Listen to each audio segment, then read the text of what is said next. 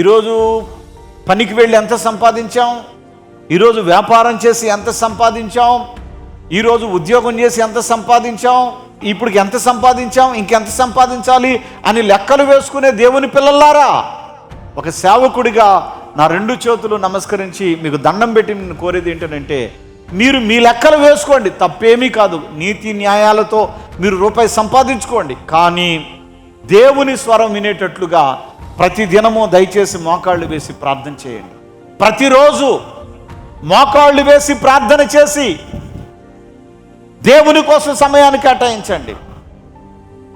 ఒళ్ళు తక్కువ ఉన్నవాళ్ళు ఒళ్ళు పెంచాలని ప్రయాసపడుతున్నారు.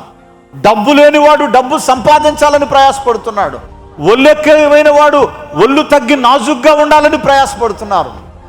చదువుకుంటున్న పిల్లలు ఉన్నత చదువులకు వెళ్ళాలని ప్రయాసపడుతున్నారు. ఉన్నత చదువులు చదువుకున్న వాళ్ళు ఉద్యోగాల కొరకు ప్రయాసపడుతున్నారు.